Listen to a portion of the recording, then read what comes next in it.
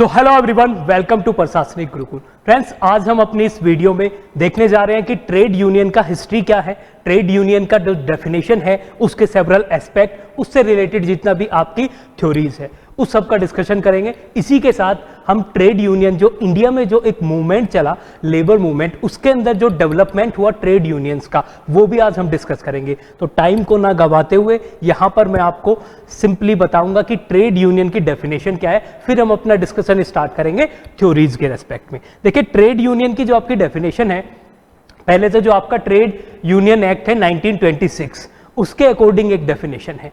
वही same definition आपको देखने में मिलेगी कहां पे, आपके जो न्यू कोड आए हैं, आपके 4 कोड आए हैं, ठीक है। उसमें आपका जो इंडस्ट्रियल रिलेशन कोड है उसके अंदर आपकी ट्रेड यूनियन की डेफिनेशन है, और आप देखेंगे दोनों डेफिनेशन क्या है, सेम है। इसीलिए मैं आपको पहले जो आपके न्यू कोड है वो पढ़ाऊंगा, उसके बाद में मैं 1 बाय 1 जितने भी इंपॉर्टेंट लेबर लॉ है, जितने भी इंपॉर्टेंट एक्ट है लेबर लॉ से रिलेटेड, उन सबको पढ़ाऊंगा। क्यों? क्योंकि तब आपको डिफरेंसेस पता चलेंगे। आपको पता है कि अब तक हमारे जो कोड है, आपका इंडस्ट्रियल रिलेशन कोड हो गया, आपका कोड ऑन वेजेस हो गया, ऑक्यूपेशनल हेल्थ और अदर जो सेफ्टी एंड सिक्योरिटी की बात है उससे रिलेटेड कोड हो गया। तो डिफरेंट जो कोड है आपके अब तक इंप्लीमेंट नहीं हो पाए हैं। आप ये ध्यान रखना, जो आपके नए कोड आए हैं वो आगे हैं बट इंप्लीमेंट नहीं हुए हैं अभी, ठीक है। इसी वजह से यूपीएससी ईपीएफओ ने लास्ट टाइम जब उसका एग्जामिनेशन हुआ था, तो जो पहले कोड है, जैसे फैक्ट्री एक्ट की हम बात करते हैं, जैसे हम मिनिमम वेज एक्ट की बात करते हैं, उनके स्पेसिफिक प्रोविजन पूछे थे। वहां से जो डेफिनेशन है, उसके जो क्लोजेज है, सब क्लोजेज है, उनसे क्वेश्चन पूछे थे, ठीक है। क्यों? क्योंकि अभी तक तो आपके जो नए जो आपके कोड आए हैं वो इंप्लीमेंट नहीं हुए हैं। इस बात का आप ध्यान रखना अभी, ठीक है। अभी जो चल रहा है वो पुराने पे चल रहा है। और कोडिफिकेशन मैंने आपको बताया था कि इंडिया में जो मेजर लेबर लॉज है वो 44 है, बट यहां पर अगर मैं 4 कोड की बात करता हूं, उसमें एग्जैक्ट 29 एक्ट का कोडिफिकेशन किया गया है। जब मैं 1 बाय 1 बताऊंगा, जैसे आज मैं आपको कोड ऑन वेजेस पढ़ाऊंगा, तो कोड ऑन वेजेस में 4 आपके एक्ट इंक्लूड किए गए हैं, ठीक है। तो ऐसे ही टोटल मिला के 29 है चारों कोड में। ये बात आप ध्यान रखना कि जो आपके 4 नए कोड आए हैं उसमें क्या है, there is a codification of 29 labour laws. 29 जो एक्ट है उनका कोडिफिकेशन है, ठीक है। आज हम कोड ऑन वेजेस देखेंगे। उससे पहले अब ट्रेड यूनियन को देख लेते हैं। तो ट्रेड यूनियन को अगर मैं सिंपली इसकी डेफिनेशन पे जाऊं, तो यहां पर आप देख सकते हैं कि जो ये एक्ट है, एक्ट के अकॉर्डिंग क्या है, आपका जो टर्म है ट्रेड यूनियन, ये क्या है, एनी कॉम्बिनेशन वेदर टेम्पोरेरी और परमानेंट। ये टर्म आप ध्यान रखना। यहां पे आपसे क्वेश्चन पूछ लिया जाएगा, क्वेश्चन पूछेंगे trade union is defined as, ठीक है। तो उसमें टेम्पोरेरी वर्ड आ गया तो उसे इंक्लूड करना। टेम्पोरेरी भी हो सकता है, वो परमानेंट भी हो सकता है। फॉर्म प्राइमरीली, ठीक है। प्राइम जो उसका प्राइम पर्पज होना चाहिए, सो उसका मेन पर्पज होना चाहिए, वो क्या होना चाहिए, for the purpose of regulating the relations between workman and employers और बिटवीन वर्कमैन एंड वर्कमैन। देखिए, कोई ऐसा ट्रेड यूनियन भी हो सकता है कि जो एम्प्लॉयर से डील नहीं कर रहा हो, वर्कमैन के बीच के रिलेशनशिप को ही एक तरीके से क्या हो रहा हो, उसको इनफॉर्मली सोल्व करने की कोशिश कर रहा हो, तो वो भी आपका ट्रेड यूनियन में आएगा। फिर आपका और बिटवीन एम्प्लॉयर एंड एम्प्लॉयर्स, और for imposing restrictive conditions on the conduct of any trade or business and includes any federation of 2 or more trade union, ठीक है। तो अगर एक से ज्यादा ट्रेड यूनियन, उनका एक फेडरेशन है, वो भी ट्रेड यूनियन की डेफिनेशन में आएगा, ठीक है। फेडरेशन भी तो हो सकता है। देखिए, जब मैं फेडरेशन की बात करता हूं, अगर कोई ट्रेड यूनियन भी या कोई भी ऑर्गेनाइजेशन, जब मैं फेडरल लेवल की बात करता हूं, इसका मतलब है सेंट्रल लेवल पे एक ऑर्गेनाइजेशन और उसके आपके अदर पार्ट्स है रीजनल लेवल पे, ठीक है। तो उनका कॉम्बिनेशन भी आपका ट्रेड यूनियन होगा। तो ट्रेड यूनियन में डिफरेंट एस्पेक्ट आएंगे। ये काफी इंक्लूसिव डेफिनेशन है और यहां पर हर चीज इंक्लूड हो जाएगी, जो भी आपकी लेबर वेलफेयर से रिलेटेड जितनी भी ग्रुपिंग होगी, मोर और लेस सब कुछ इसकी डेफिनेशन के अंदर आ जाएंगे। बट एक वर्ड जो आपको याद रखना है, जो एग्जामिनेशन में आ सकता है, it may be temporary, it may be permanent. और सोल पर्पज नहीं, ये प्राइमरी पर्पज की बात कर रहा है। हो सकता है अदर भी पर्पज हो उसके, ठीक है, बट प्राइमरी पर्पज क्या होना चाहिए, रेगुलेटिंग द रिलेशंस, ठीक है। तो ये है डेफिनेशन। आपका ट्रेड यूनियन एक्ट में था। अगर मैं अब की बात करूं प्रेजेंट टाइम में जो आपके न्यू कोड आए हैं उसमें क्या है, उसमें आपका सेक्शन, आपको पता है किसी भी एक्ट में जो सेक्शन सेकंड होता है, सेक्शन जो सेकंड होता है उसमें डेफिनेशन होती है। यहां पर भी जो आपका कौन सा इंडस्ट्रियल रिलेशन कोड है उसमें सेक्शन सेकंड क्लोज ZL, इसमें डेफिनेशन ट्रेड यूनियन की है और आप देख सकते हैं ये डेफिनेशन क्या है, सेम डेफिनेशन है। ठीक है, यहां पे क्या हुआ है, कोडिफिकेशन हुआ है, कोडिफिकेशन हुआ है। जो आपके पहले एक्ट थे उनका रेलेवेंस नहीं गया। अब ठीक है, जब ये इंप्लीमेंट हो जाएंगे उसके बाद में अभी भी आप देखते हैं उनका कोडिफिकेशन करके मर्ज करके उनको सिंप्लीफाई किया गया है। तो ये डेफिनेशन अब 2ZL में, इसलिए मैं यहां पे फोकस कर रहा हूं क्योंकि ये आपसे डायरेक्ट क्वेश्चन पूछा जा सकता है कि trade union is defined in new code, और सेक्शन आपको दे देंगे, सेक्शन 2Z में है, सेक्शन 2S में है, सेक्शन 2A में है, किस में है, तो ये आपका सेक्शन 2ZL में। Trade union is defined under industrial relation code, ठीक है, और विद इन सेक्शन 2ZL। ये बहुत इंपॉर्टेंट यहां पे आपका फैक्ट है, इसको याद रखना। ठीक है, अब हम चलेंगे ट्रेड यूनियन के बाद ट्रेड यूनियन की जनरल थ्योरी। देखिए ट्रेड यूनियन की थ्योरी किस चीज पे बेस्ड है, वो इस चीज पे बेस्ड है कि आपका ट्रेड यूनियन की जरूरत क्यों पड़ी। आपको भी पता है, सिंपली अगर मैं आपसे पूछूं कि ग्रुपिंग की जरूरत क्यों पड़ती है, कहीं पे भी ग्रुपिंग की जरूरत इसलिए पड़ती है क्योंकि इंडिविजुअल जो होता है उसकी बार्गेनिंग पावर उतनी नहीं होती। क्या नहीं होती, उसकी बार्गेनिंग पावर उतनी नहीं होती। अगर बार्गेनिंग पावर कम होगी तो आपको क्या करना पड़ेगा, अपनी बार्गेनिंग पावर को बढ़ाना पड़ेगा, और बढ़ाने का तरीका क्या होता है कि आप ग्रुप में आ जाइए। ठीक है, या तो किसी के पास, जैसे एम्प्लॉयर है, एम्प्लॉयर के पास क्या है, उसके पास कैपिटल है, उसके पास ओनरशिप है, तो उसकी बार्गेनिंग पावर तो हाई है, वो अगर चाहे किसी को इंप्लीमेंट दे, किसी को नहीं दे। ठीक है, उस पर हो सकता है कि बहुत सारे अदर कंडीशंस भी लगे, बट सिंपली तो यही है ना, एम्प्लॉयर की मर्जी है कि वो दे। बट जब वर्कर्स है, वर्कर्स का जो बार्गेनिंग पावर उतनी नहीं है, तो उसी रेस्पेक्ट में आपका जो ट्रेड यूनियन है उसका रेलेवेंस आता है, और उसी पे बेस्ड आपकी थ्योरीज है। बहुत सिंपल थ्योरी है, जनरल आपके EPFO एग्जामिनेशन में पूछी जाती है, इसलिए 5 इंपोर्टेंट थ्योरी है। उससे अलग भी अगर कुछ और थ्योरी या कोई अदर कंसेप्ट होगा उसको मैं MCQ के थ्रू आपको बता दूंगा। ठीक है, बट पहले आप जनरल थ्योरी देख लीजिए ट्रेड यूनियन से रिलेटेड। ठीक है, तो पहली थ्योरी जो आपकी है वो आपकी मार्क्सिज्म से रिलेटेड थ्योरी है। ठीक है, एक और चीज मैं आपको ट्रेड यूनियन में यहां पे बता दूं थ्योरीज पे जाने से पहले, कि अगर मैं बात करता हूं इंडियन कॉन्स्टिट्यूशन की, अगर आपसे पूछा जाता है कि इंडियन कॉन्स्टिट्यूशन में ऐसा प्रोविजन बताइए जो ट्रेड यूनियन, जो फॉर्मेशन ऑफ ट्रेड यूनियन है उसके राइट को एक तरीके से या तो डायरेक्टली बोलता है या फिर उसमें इम्प्लिसिट है। तो अगर आप यहां पे देखेंगे आर्टिकल 19 क्लोज 1 और सब क्लोज C, यहां पर आपका क्या है, यहां पे राइट टू फॉर्म एसोसिएशन है, यूनियंस है, तो ये right to form trade union भी यहां पर एक राइट है। ठीक है, तो आप बोल सकते हैं कि right to form trade union is a fundamental right under article 19 clause 1 sub close C। ये बहुत इंपॉर्टेंट इंफॉर्मेशन। ठीक है,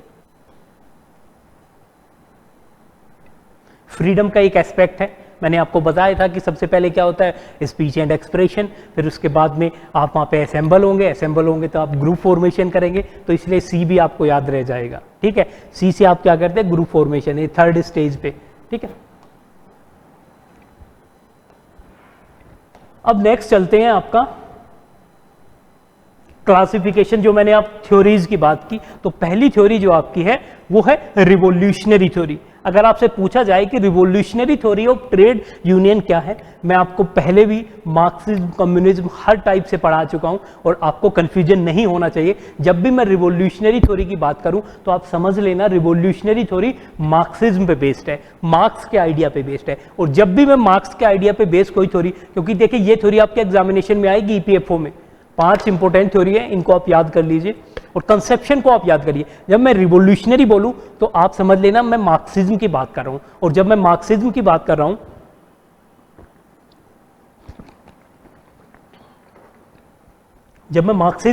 रहा हूं तो आपको पता है कि मार्क्सिज्म में क्या है, मार्क्सिज्म में यहां पर वही अपना फंडा, क्लास कॉन्फ्लिक्ट, बस थीम याद रखना। कोई भी आपको मार्क्सिज्म को किसी भी तरीके से डिफाइन करे, बेस क्लास कॉन्फ्लिक्ट है। आपने बहुत सारी बुक पढ़ी होगी मार्क्स के आइडिया पे, आपने हर जगह कंफ्यूज हो जाते होंगे, आपको लगता होगा कि मार्क्स का ये आइडिया है, यहाँ पर तो इस टाइप से लैंग्वेज लिखा हुआ है, इस यहाँ पे ये लिखा हुआ है। बट दो चीज आप याद रखना, पहला तो क्लास कन्फ्लिक्ट याद रखना, दूसरा मार्क्स क्या बोलता है, मैटर पे बेस्ड होती है चीजें, इसका मतलब इकोनॉमी आपकी ये बेस है, ठीक है, ये आपका बेस है। अगर यहां पे आपकी पकड़ है तो सोशल फैक्टर, पॉलिटिकल फैक्टर सब अपने आप चेंज हो जाए, ठीक है। तो यहां पर रिवॉल्यूशनरी थ्योरी क्या बोलती है कि यहां पर ये theory of class war and dialectical materialism, ये वर्ड आपका आ सकता है, आपको ज्यादा डिटेल में नहीं जाना, ना ही मैं कंफ्यूज करूंगा, ये वर्ड मैं इसलिए डाल दिया क्योंकि इस नाम से भी क्वेश्चन आ सकता है, आपसे पूछा जा सकता है theory of class war and dialectical materialism, ठीक है। इसमें कौन से आइडिया है, जब भी डायलेक्टिकल मटीरियलिज्म की बात आए तो हमेशा ये समझ लेना कि ये मार्क्स का थ्योरी है, रिवॉल्यूशनरी थ्योरी है, और उसमें सिर्फ फंडा लगाना क्लास कन्फ्लिक्ट। यहाँ पे डायलेक्टिकल मटीरियलिज्म और ज़्यादा कंफ्यूज मैं आपको नहीं करूँगा क्योंकि बहुत ज़्यादा पॉलिटिकल साइंस में हम चले जाएंगे, बट इस नाम से आ सकता है। सिंपली आप ये समझ लीजिए, मटीरियलिज्म की जब बात आती है तो मार्क्स यही बोलता है कि जो आपका इवोल्यूशन है सोसाइटी का भी, वो किस टाइप से चला है, उसमें क्या हुआ है कि वो कन्फ्लिक्ट रही है क्लास में, और एक क्लास जब चेंज हुआ सोसाइटी दूसरी सोसाइटी से, वहाँ पे दूसरे ग्रुप बन गए। जैसे पहले हम एंशिएंट टाइम में बात करते थे मास्टर एंड स्लेव की बात करते थे, धीरे धीरे वो, अगर आज के टाइम की बात है तो हम कैपिटलिस्ट की और वर्कर की बात करते हैं। तो ऐसे दो आपकी कम्युनिटी रहेगी, हैव एंड हैव नोट्स, ठीक है। तो dialectical materialism basically ideology show करता है, किसका, ये आइडियोलॉजी शो करता है मार्क्स का, ठीक है। जो साइंटिफिक थ्योरी की बात की जाती है सोशलिज्म की, वो यही है डायलेक्टिकल मटीरियलिज्म। ज़्यादा अंदर रोड में नहीं जाऊंगा, बट ये इंस्पायर्ड है, हेगल से भी इंस्पायर्ड है ये, और मटीरियलिज्म के एस्पेक्ट में बहुत सारे अदर थिंकर्स हैं, ठीक है, उनसे भी इंस्पायर्ड है। तो मार्क्स का डिफरेंट आइडियोलॉजी से इंस्पायर्ड है, बट जो डायलेक्टिकल अप्रोच है वो मार्क्स की तो डायलेक्टिकल आइडियलिज्म ऑफ हेगल से इंस्पायर्ड है। बट वहाँ पे आपको नहीं जाना, सिंपली याद रखना जहाँ भी क्लास की बात आई, मटीरियलिज्म की बात, डायलेक्टिकल मटीरियलिज्म, आप समझना रिवॉल्यूशनरी थ्योरी है। ये थ्योरी किस चीज़ पे बेस्ड है, क्लास कन्फ्लिक्ट पे बेस्ड है।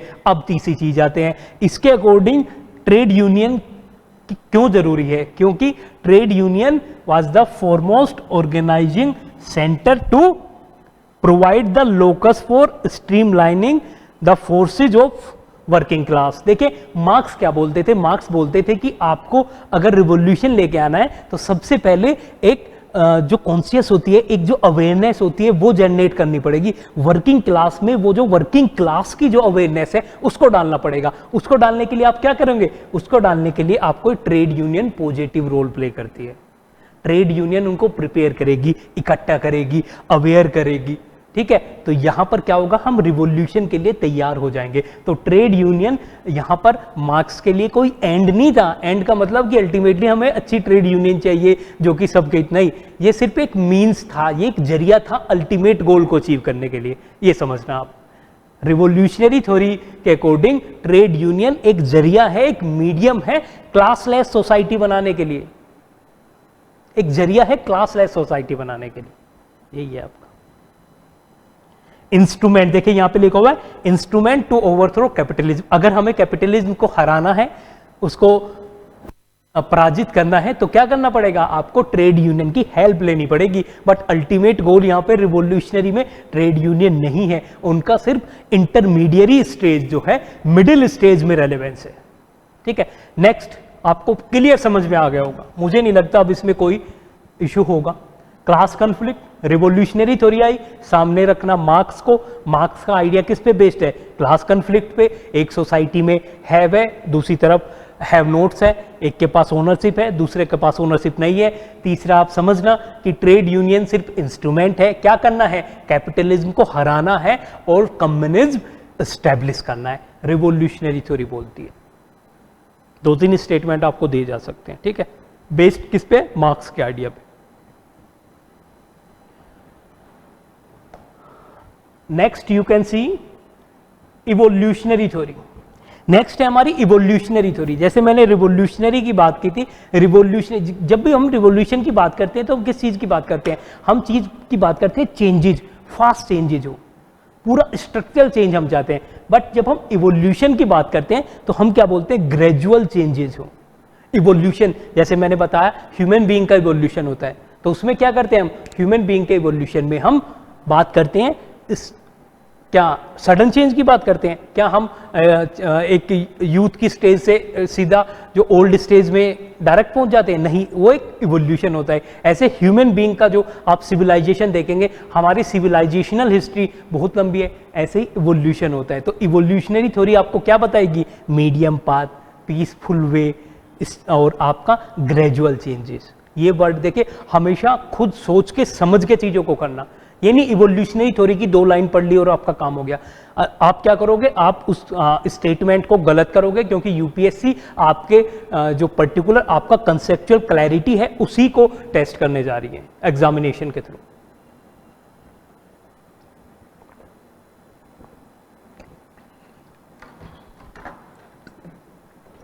तो यहां पर ये थ्योरी किसके आइडिया पे बेस्ड है? किसने दी थी? ये थ्योरी दी थी आपकी Sydney waves, Sydney web, note web, Sydney web, ठीक है।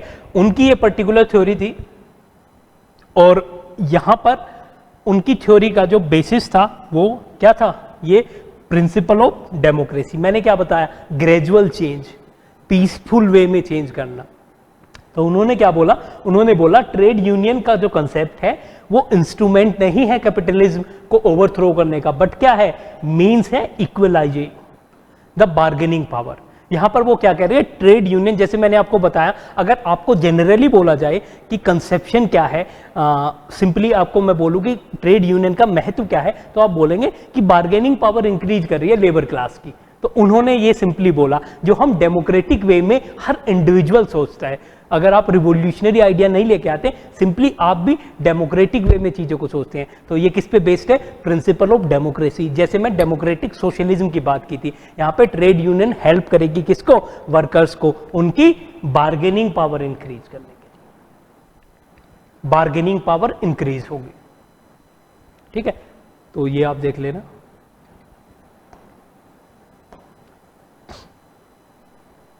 The third one is theory of industrial jurisprudence. देखिए, जूरिस्प्रूडेंस का बेसिक अपने अगर लॉ के स्टूडेंट है या फिर नहीं भी है तो आपको पता होगा कि जूरिस्प्रूडेंस में हम एप्लीकेशन ऑफ लॉ को देखते हैं कि वो प्रोसीजर में भी फिट बैठे।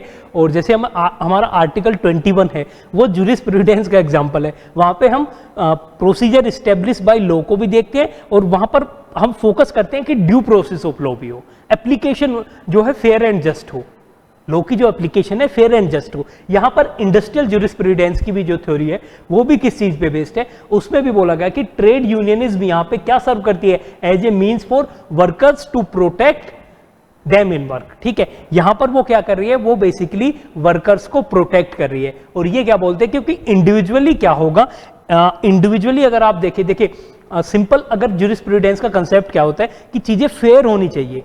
एक तरफ तो एम्प्लॉयर है, उसके पास ओनरशिप है, उसके पास कैपिटल है, रिसोर्सेज है, एक तरफ वर्कर्स है। अगर आप इंडिविजुअल वर्कर को देखो किसी कंपनी में, आप मान लीजिए आप रिलायंस का एग्जांपल लीजिए, ठीक है। आप अगर रिलायंस का एग्जांपल लेंगे तो रिलायंस के एग्जांपल में आपको पता है कि इधर मुकेश अंबानी है, कितने रिसोर्सेज है,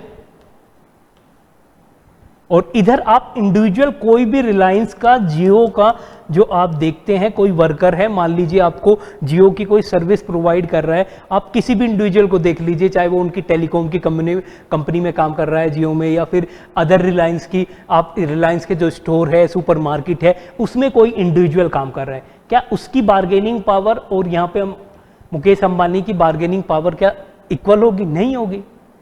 तो ये जो थ्योरी ऑफ इंडस्ट्रियल जूरिस्प्रूडेंस बोलती है, वो बोलती है बैलेंस तो होना चाहिए। यहां पर आप मान लीजिए एक है, अब यहां पे मैंने सारे वर्कर्स को एक जगह कर दिया, अब यहां पे आप मान लीजिए कि यहां पे 2 लाख वर्कर हो गए, तो कुछ हद तक अब इनके पास तो पावर आएगी ना, इनकी जो बार्गेनिंग पावर है वो हम इंक्रीज कर रहे हैं।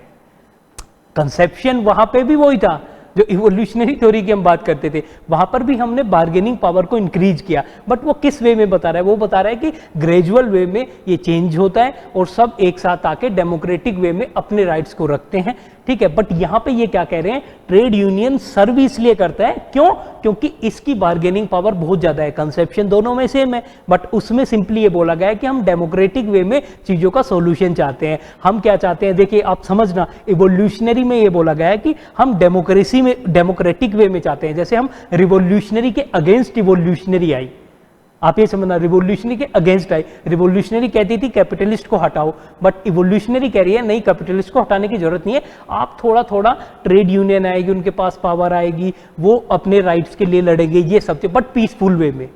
यहां पे ये क्या कह रहे हैं कि आप अगर लॉ का प्रिंसिपल लगाते हैं, जो मैंने आपको बताया उस टाइम पे भी, तो इसके पास रिसोर्सेज और पावर बहुत ज्यादा है, और यहां पर जो है अगर आप उनको कलेक्ट कर दोगे तो उनका एक बैलेंस हो जाएगा। ये जूरिस्प्रूडेंस का प्रिंसिपल भी होगा कि आपको लॉ जो है वो फेयर मैनर में अप्लाई होना चाहिए, ठीक है। तो ये इंडस्ट्रियल जूरिस्प्रूडेंस, और ये थ्योरी दी किसने थी, ये एस.एच. स्लिचर ने, ठीक है। अब फोर्थ पे चलते हैं हम, रेबेलियन थ्योरी। ये आपका जो थ्योरी है इसका पर्पज आप देखिए, और इसका जो आपका कंसेप्शन है वो बेस्ड है इस चीज पे कि जो मैकेनाइजेशन हुआ है, इंडस्ट्रियलाइजेशन हुआ है, इंडस्ट्रियलाइजेशन में जो मशीन्स का यूज है वो बेसिकली क्या करता है, एक्सप्लॉइट करता है वर्कर को। आप यहाँ देख सकते हो, use of machines lead to exploitation of worker. ये पर्टिकुलर थ्योरी बोलती है कि यहाँ पर अगर आपने मशीन्स का यूज किया है तो अल्टीमेटली क्या है, वर्कर्स का एक्सप्लॉइटेशन हो रहा है। तो उसने ट्रेड यूनियन का जो बेसिकली है वो क्या है कि आप इस जो ऑटोमेटाइजेशन जो है और जो आपका इंडस्ट्रियलाइजेशन है उसके अगेंस्ट ट्रेड यूनियन का काम है कि वर्कर्स के राइट को प्रोटेक्ट करे। तो इट इज बेसिक, इस थ्योरी ने क्या बोला, इस थ्योरी ने बोला the purpose of trade union is basically to protect the rights of workers against automisation, ठीक है। ऑटोमेटिक जो हो रही है, जो मशीन्स यूज हो रही है, मैकेनाइजेशन जो हो रहा है, इंडस्ट्रियलाइजेशन जो हो रहा है, उसके अगेंस्ट आप वर्कर्स के राइट को प्रोटेक्ट करिए। यही आपका ट्रेड यूनियन की रेबेलियन थ्योरी जो है वो बताती है। नेक्स्ट आपका है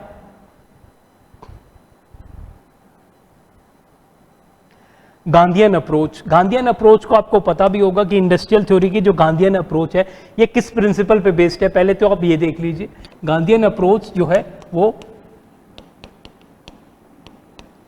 ट्रस्टीशिप के प्रिंसिपल पे बेस्ड है।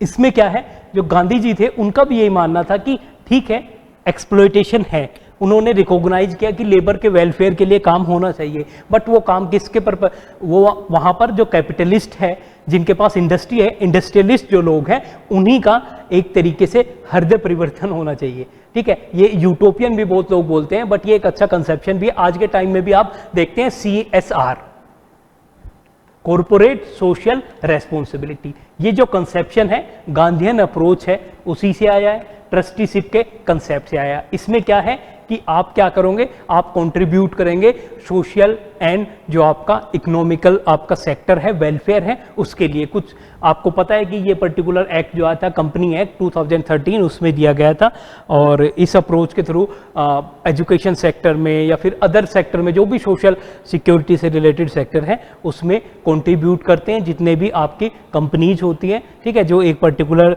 सम का प्रॉफिट अर्न करती है या फिर जिनका उतना कैपिटल है, ठीक है।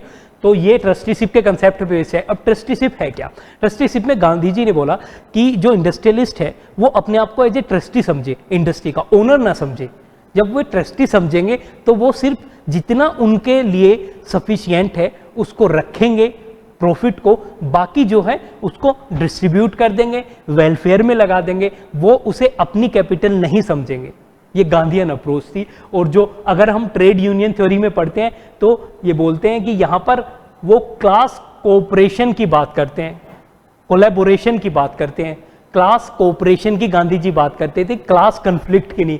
गांधीयन आइडिया और मार्क्सिज्म आइडिया में जब डिफरेंस की बात आती है कि मार्क्सिस्ट और गांधीयन आइडियोलॉजी जो है उसमें बेसिक डिफरेंस क्या है, मार्क्सिज्म किस पे बेस्ड है, क्लास कन्फ्लिक्ट पे, बट यहाँ पे ट्रेड यूनियन में बात करें तो वो क्लास कोऑपरेशन की बात करते थे कि दो क्लास एक साथ रह सकती है, उनका वेलफेयर एक दूसरे से लिंक्ड है। बट मार्क्स बोलते हैं कि क्लास कन्फ्लिक्ट है और कभी भी इंटरेस्ट वर्किंग क्लास के कैपिटलिस्ट क्लास से मिल नहीं सकते। जीरो प्रोबेबिलिटी है कि वर्किंग क्लास का इंटरेस्ट जो है आपका किससे मिल जाए, कैपिटलिस्ट से मिल जाए। बट यहां पे गांधी जी बोलते हैं क्लास कोऑपरेशन, कि दोनों के इंटरेस्ट एक ही है, ठीक है, सिमिलैरिटी है।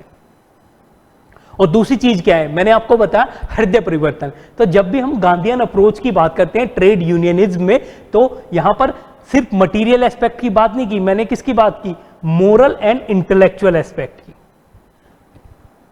भाई आप क्या कह रहे हैं, कैपिटलिस्ट अपनी तरफ से अपने आप, उन पे कंपल्सन ना हो कोई, तो हम मोरल एस्पेक्ट की बात करते हैं। तो यहां पर गांधी जी कंपल्सन से नहीं कर रहे हैं कि आपको, जैसे एक्ट में क्या आया, सीएसआर में क्या हुआ, एक्ट में आपको कंपल्सरी उतना परसेंटेज अपने प्रॉफिट का जो है एवरेज पिछले 3 साल के प्रॉफिट का क्या करना पड़ेगा, उसका कंट्रीब्यूट करना पड़ेगा। बट गांधीयन आइडिया किस पे बेस्ड है कि मोरली खुद ही ऑटोमेटिकली वो रियलाइज करेंगे कि दे आर ट्रस्टी, ठीक है, ओनर्स नहीं है, ठीक है। ये 5 थ्योरी थी, पर्टिकुलर इसमें नेम गिवन है, किसने पर्टिकुलर थ्योरी दी, उन सब का नाम आप देखना, और उस थ्योरी से रिलेटेड जो भी पर्टिकुलर एस्पेक्ट है आपसे ज़्यादातर या तो पूछ लेंगे कि किस पर्टिकुलर इंडिविजुअल ने ये थ्योरी दी, या आपसे उसका कंसेप्ट पूछ सकते हैं, ठीक है। रिवोल्यूशनरी का अगर सिंपली है, आप कुछ कहीं नहीं जाना आपको, रिवोल्यूशनरी और इवोल्यूशनरी इन दोनों को आप एक साथ देखना। उसके बाद में आप इवोल्यूशनरी के लिए बाद में इंडस्ट्रियल ज्यूरिस्प्रूडेंस, उसको बैलेंस के बेसिस पे देखना, रिलायंस का मैं एग्जांपल दिया। और इवोल्यूशनरी में डेमोक्रेटिक प्रिंसिपल को देखना आप, रिवोल्यूशनरी में मार्क्स को देखना। फिर आपका जो आ गया क्या, गांधीयन अप्रोच जो है, गांधीयन अप्रोच में आप देखेंगे क्लास कोऑपरेशन, ठीक है। तो ये फंडा आप देखना, और ट्रस्टीशिप का कंसेप्ट।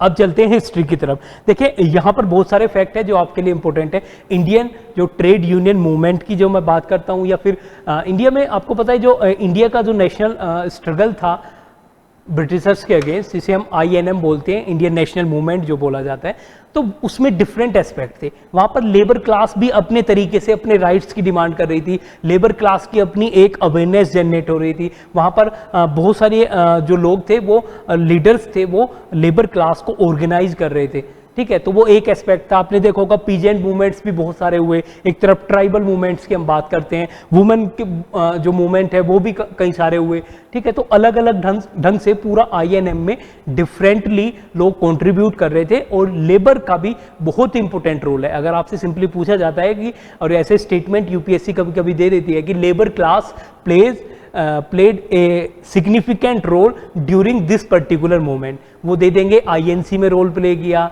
सिविल डिसोबीडियंस मूवमेंट में रोल प्ले किया, या क्विट इंडिया मूवमेंट में रोल प्ले किया। तो मैं अगर आपको बताऊं, स्पेशली 1920s से लेके और देश के आज़ाद होने तक, इंडिपेंडेंस तक, लेबर क्लास का बहुत इंपॉर्टेंट रोल था फ्रीडम स्ट्रगल में, स्पेशली 1920s से, ठीक है। इंडिया में ट्रेड यूनियनिज्म का कंसेप्शन भी 1920s में ही मेनली उस टाइम पे अपने पीक पे गया और अवेयरनेस जनरेट हुई, ठीक है। उससे पहले कुछ पर्टिकुलर इंसिडेंट्स थी जहाँ पे फॉर्मेशन हुई, कहीं पे कोई ऑर्गेनाइजेशन बना, बट बेसिकली 20s से लेके आपका 1940s तक, पूरा फिर 30 साल तक आपका ट्रेड यूनियनिज्म ने बहुत इंपॉर्टेंट रोल प्ले किया है, ठीक है। तो अब आते हैं इंडिया में पहले ट्रेड यूनियन की अगर हम बात करें।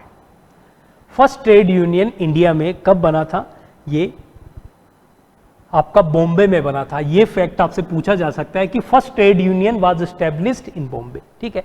इस पे आप एक सिंपल ट्रेड यूनियन क्यों, क्योंकि आपको पता है कि स्टार्टिंग में आपका बॉम्बे हुआ, आपका कलकत्ता हुआ, आपका कानपुर हुआ, ठीक है। ये कई सारी जो सिटीज़ थी जहाँ पे इंडस्ट्रियल हब बन गए थे ये, ठीक है, अलग अलग डिफरेंट जो है प्रोडक्ट के।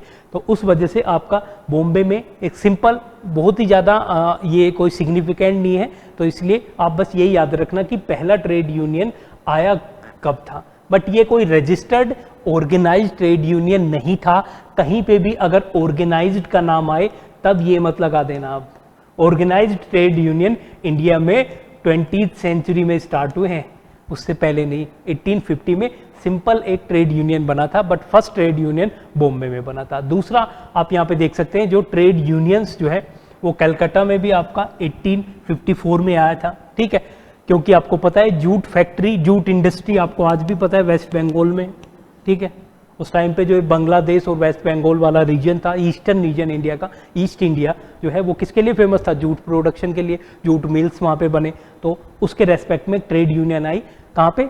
कोलकाता में 1854 में। फिर अगर आप बात करते हैं इम्पोर्टेंट लीडर की, जो पहले जो ट्रेड यूनियन या फिर लेबर लीडर वेलफेयर से जुड़े हुए लोग कौन थे, तो उनमें आप देख सकते हैं एसएस बेंगोली और सीपी मजूमदार, ठीक है।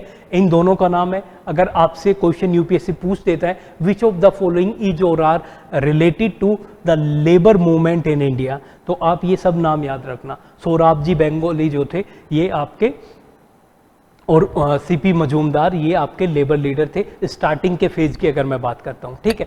और फिर फर्स्ट फैक्ट्री कमीशन मैंने आपको बताया था वह कब इस्टेब्लिश हुआ था।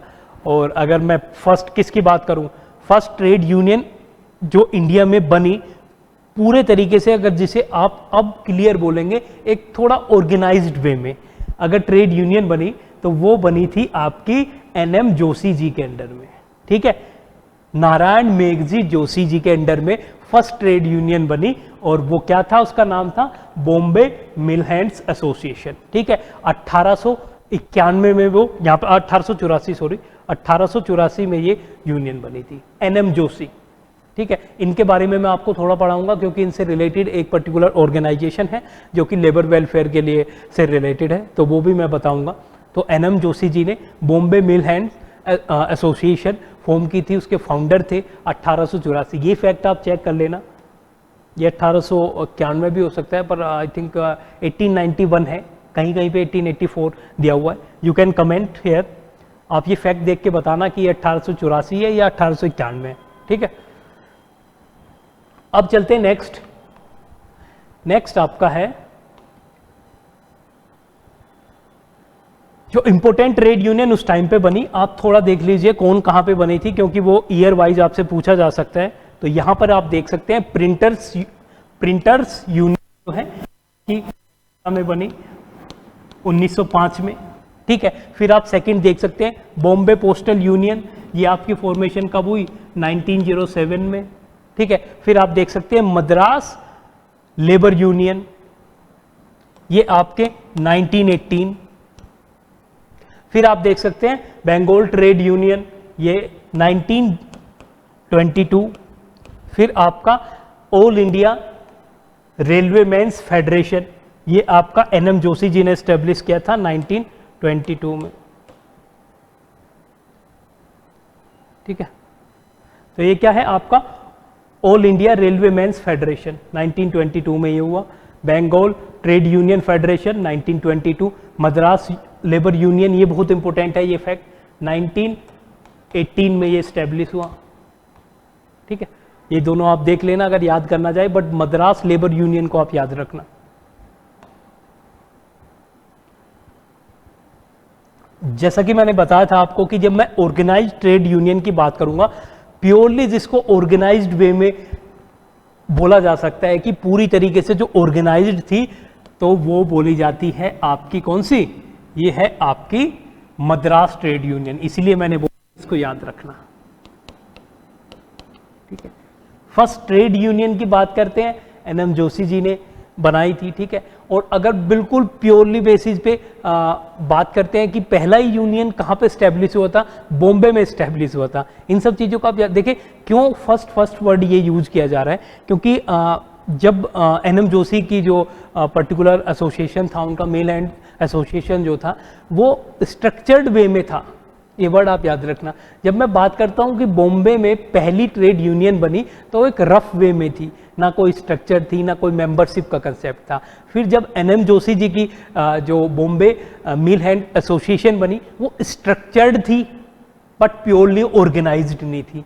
फर्स्ट जो प्योरली ऑर्गेनाइज्ड है, पूरा मेंबरशिप का कंसेप्शन हर चीज, वो मद्रास यूनियन थी, मद्रास लेबर यूनियन। ठीक है, तो पहली बॉम्बे में पहली स्ट्रक्चर्ड एनएम जोशी जी ने बनाई थी। ठीक है, और पहली प्योरली ऑर्गेनाइज्ड वे में जो थी, ठीक है, टोटल जो कंसेप्शन ट्रेड यूनियन का होता है, रूल रेगुलेशन जो होते हैं, वो सारी चीजें यूज की गई आपकी कहाँ पे, 1918 में मद्रास लेबर यूनियन। फिर उसके बाद में ये आप देख लेना, अहमदाबाद टेक्सटाइल लेबर एसोसिएशन 1917 है। ठीक है, फिर आपका all India trade union Congress, ये बहुत इंपॉर्टेंट है। अगर फेडरल लेवल की बात करूं, देखिए चाहे वो मद्रास लेबर यूनियन की बात हो, बॉम्बे मिल हैंड्स एसोसिएशन की बात हो, या फिर बॉम्बे और कलकत्ता में बाकी एसोसिएशन की बात हो, पोस्टल यूनियन की जो बात थी, या फिर बात आपकी प्रिंटर्स जो था उसकी बात थी, ये सब क्या थी, ये सब आपकी लोकलाइज्ड ट्रेड यूनियंस थी, लोकल लेवल पे ट्रेड यूनियन थी।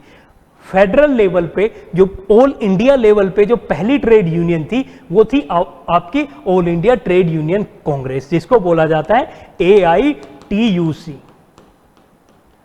ऑल इंडिया बेसिस पे फेडरल लेवल पे जो है आपकी पहली ट्रेड यूनियन ये थी, 1920 में स्टेब्लिश हुई थी। पहले इसके प्रेसिडेंट थे लाला लाजपत राय जी। ठीक है, 1920 में इसका सेशन हेल्ड किया हुआ था, फॉर्मेशन हुआ था। ठीक है, फर्स्ट प्रेसिडेंट लाला लाजपत राय जी। और फाउंडर की बात की जाए और स्टार्टिंग के लीडर की बात की जाए, लाला लाजपत राय जी, जोसेफ बप्तिस्ता या बतीस्ता, ठीक है, और NM जोशी, और आपका दीवान Chaman Lal.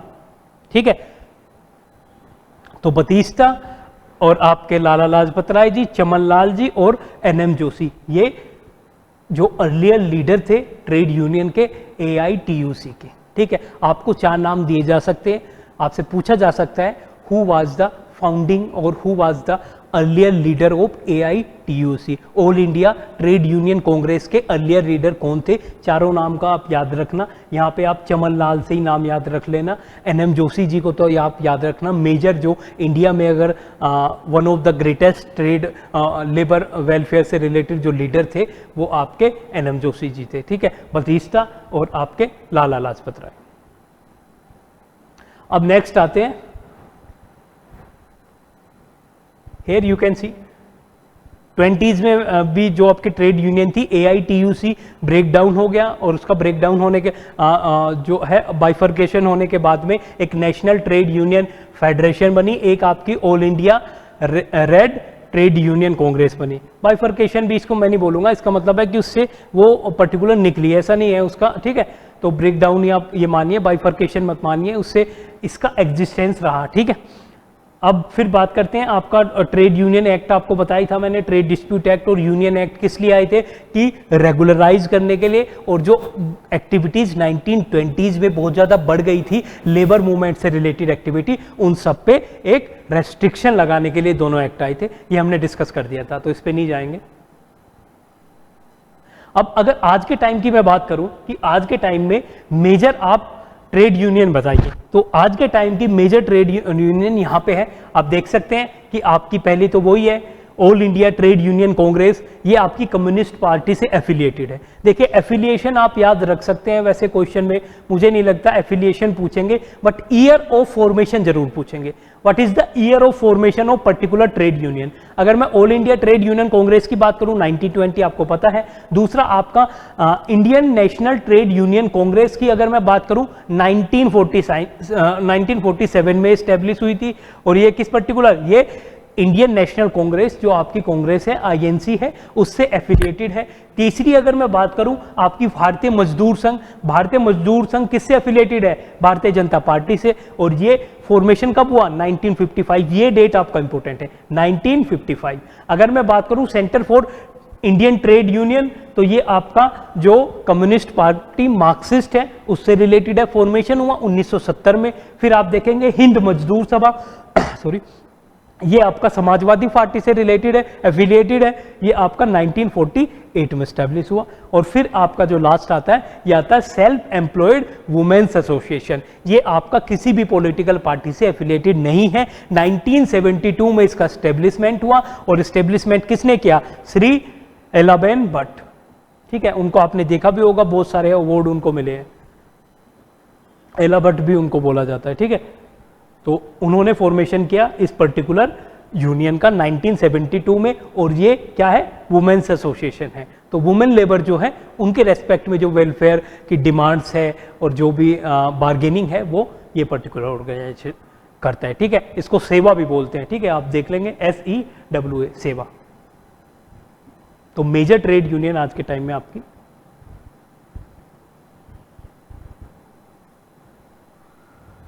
Now, we are going to analyze some, or we are going to discuss some important leaders related to labor movement in India, ठीक है। जैसा कि पहले आपके अगर मैं बात करूं तो ये है आपके बीपी वाडिया, ठीक है, बीपी वाडिया ही आप नाम याद रखना, ठीक है। बीपी वाडिया जो है आपके, वो पहले जो trade union, registered trade union थी, उसके फाउंडर हैं। मैंने आपको बताया मद्रास जो लेबर यूनियन है वो पहली ऑर्गेनाइज्ड और रजिस्टर्ड, देखिए आप ये वर्ड याद रखना, रजिस्टर्ड, क्लियरली रजिस्टर्ड, जो पहली ऑर्गेनाइज, जब मैंने बोला कि मेंबरशिप भी दी गई, सब रूल रेगुलेशन हुए, भाई आप रजिस्टर अगर हो जाएंगे तो फिर आपका क्या हो जाएगा, एक लीगल बेसिस बन जाएगा। तो वो मद्रास लेबर यूनियन थी, उसके फाउंडर थे बीपी वाडिया। और इसके अलावा वो थियोसॉफिकल जो मूवमेंट था, इंडियन थियोसॉफिकल सोसाइटी जो थी, उससे भी अटैच थे। और 1930 में उन्होंने एक जर्नल भी पब्लिश किया जिसका नाम आर्यन पथ था। ये आप इंपोर्टेंट इंफॉर्मेशन है, ये आप याद रखना, आर्यन पथ, ठीक है। तो अगर आपसे क्वेश्चन आता है यहां पे कि फर्स्ट क्लियरली या organised trade union in India, या फिर आपसे क्वेश्चन पूछा जाता है first formally registered trade union,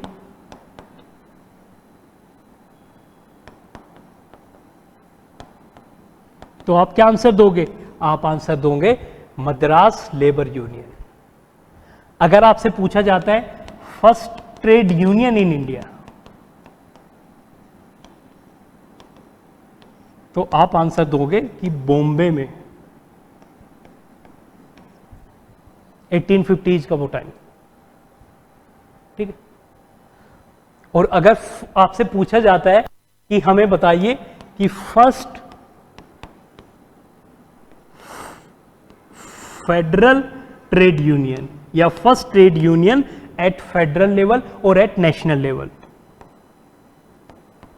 तो आप बोलेंगे AITUC, all India trade union Congress 1920 में स्टैब्लिश हुई थी, 1920 में। ये आपका आंसर होगा, ठीक है। इसमें कंफ्यूजन नहीं होना चाहिए, और अगर है तो you can comment, you can also make some suggestion if there is any mistake, we are open to that. तो आप आइए NM जोशी, ठीक है, नारायण मल्हार जोशी, ठीक है। तो NM जोशी के नाम से ही आप याद रख लेना। तो यहाँ पर अगर बात की जाए, वो one of the greatest leader थे लेबर क्लास के, वर्किंग क्लास के।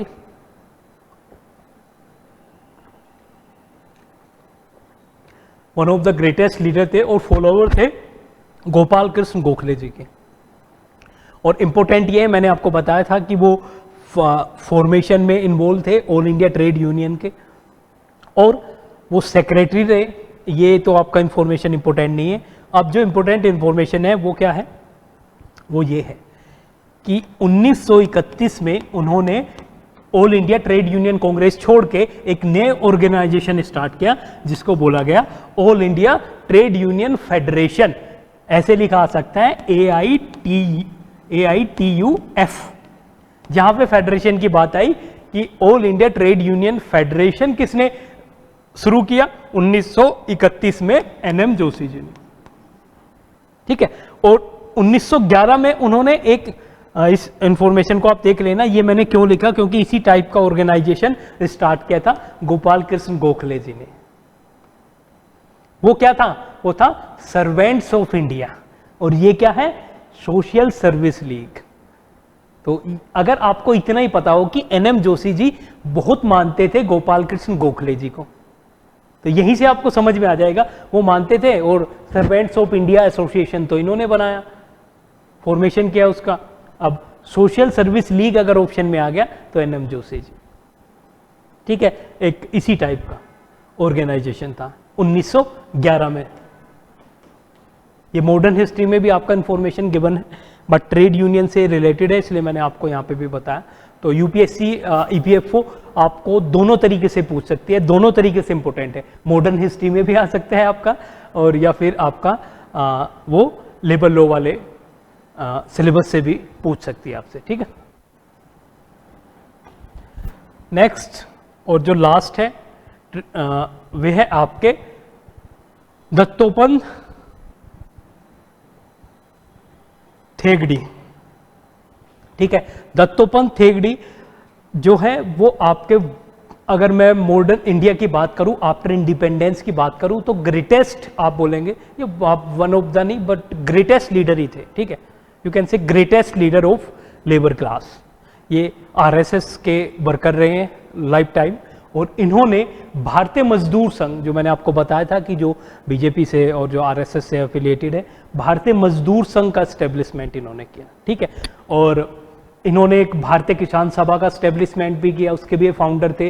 स्वदेशी जागरण मंच, आपको पता ही होगा कि आज के टाइम में भी बहुत सारी एक्टिविटी करते रहते हैं स्वदेशी जागरण मंच के लोग, और वो जो स्पेशली वेलफेयर है रिलेटेड टू दिस, जो इंडिया के जो इंडस्ट्रियलिस्ट है, हमें स्वदेशी चीज़ों को प्रमोट करना चाहिए, जो अपनी स्मॉल इंडस्ट्रीज है उनको बढ़ावा देना चाहिए, उससे रिलेटेड काम करते हैं। तो ये तीनों के इस्टेब्लिशमेंट में जो फाउंडर थे वो आपके दत्तोपंत थेगड़ी जी थे, ठीक है।